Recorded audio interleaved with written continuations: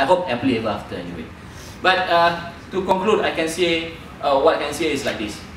Before you do anything, before you promote any issues, before you tend to think that whatever you say is right, but it's all a question of perception. And you must ensure before you do all of this, you bersihkan diri you sendiri first. Make sure your marwah, your integrity, your way of thinking, whatever is bersih. And the pepatah Melayu say, jangan meludah atas muka sendiri. So ensure that. Make sure that Malaysia can prosper. If you think that's right, do it. But ensuring that no other foreign entity or foreign nation can pick it up and blame Malaysia for that, to the detriment that Malaysia will never become a high-income developed economy nation by 2020. With that, I end my speech. Thank you.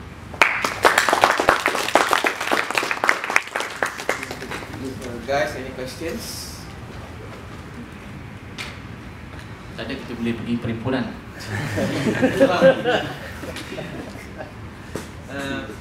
No questions? Questions? Okay. Yeah, Zain.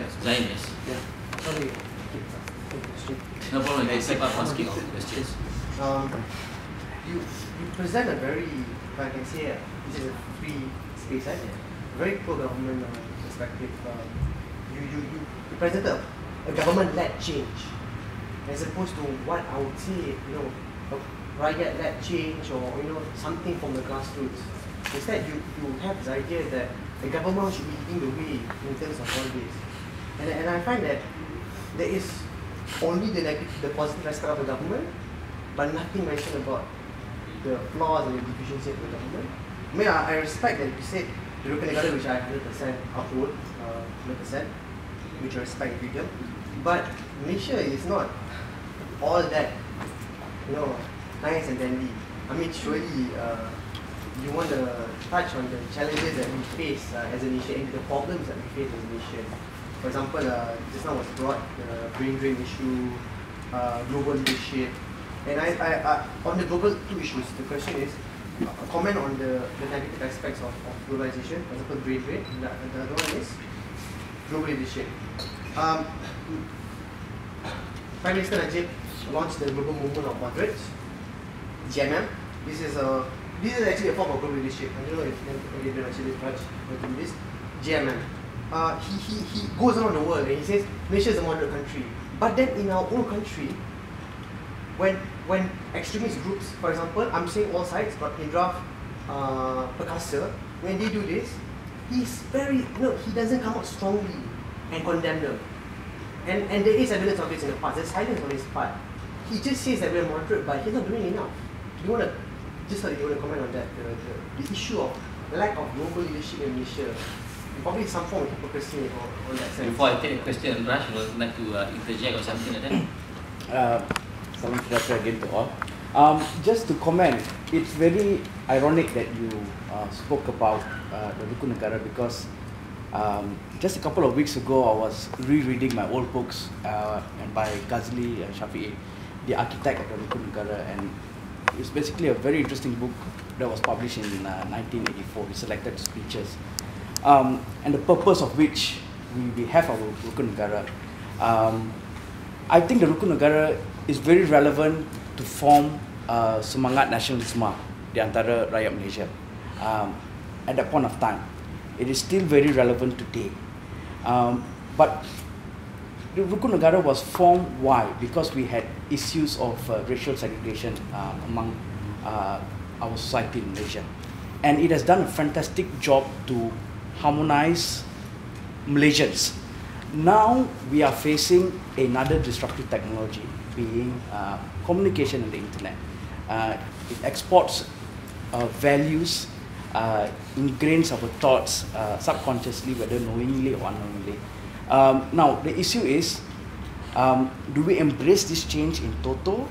Do we adopt version 2 of our Rukun Negara for the next stage of our economic, social, economic growth of Malaysian society, or should we just lay by and just stick to old principles? Can I stop there because you continue? Yeah. I understand your question. That's it.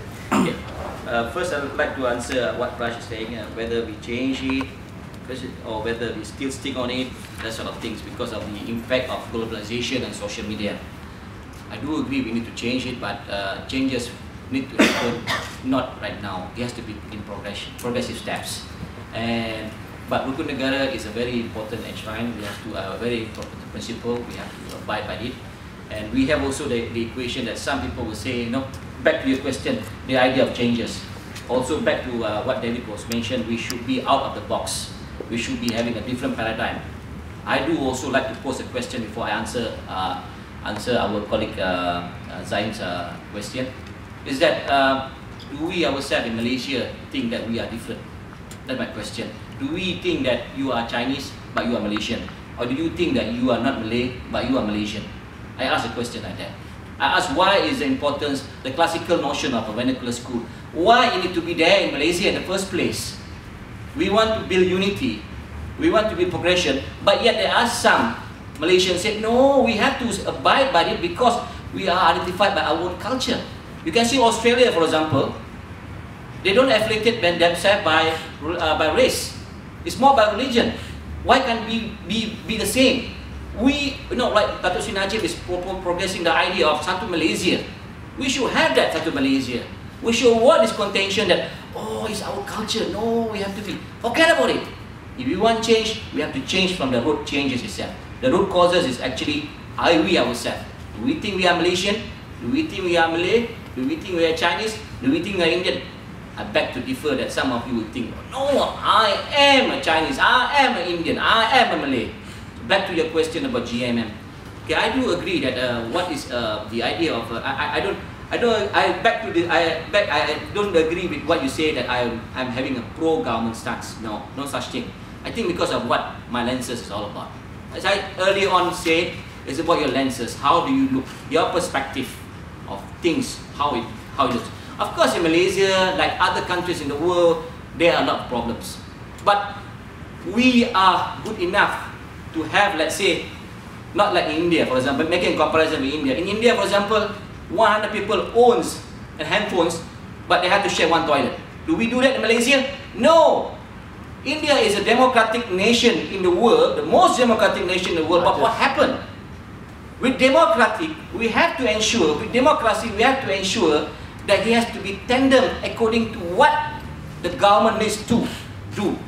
Regardless whether you are the present government or regardless in future there will be another alternative government, it's an equation that we have to progress slowly and steady, not doing it in what US did 250 years ago.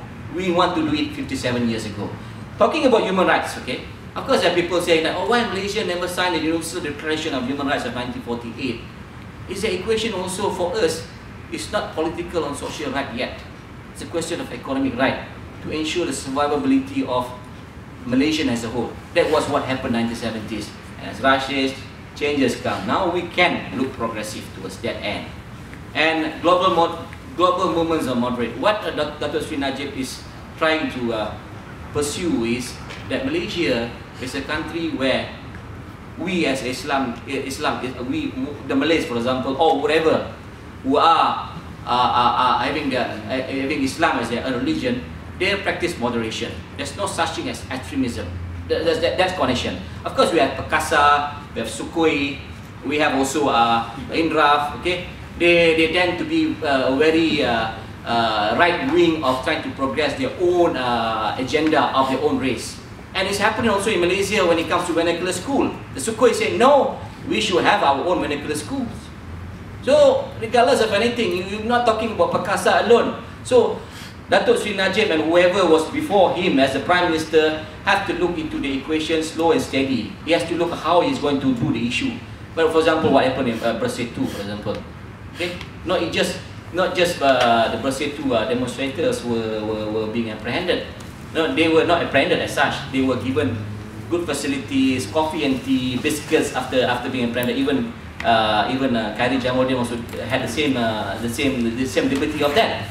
So talking to the equation, it's not a question that we have to do something on it. Yes, we have to do something, but be patient. We will do it.